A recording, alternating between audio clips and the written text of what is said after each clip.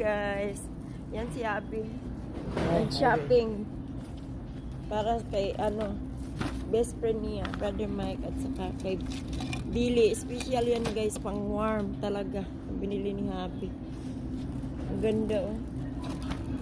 Tapos yan guys, may nabili na naman tayong mga Christmas gift. Tapos of course, bibigay tayo ng regalo. Lagyan din natin ng chocolate.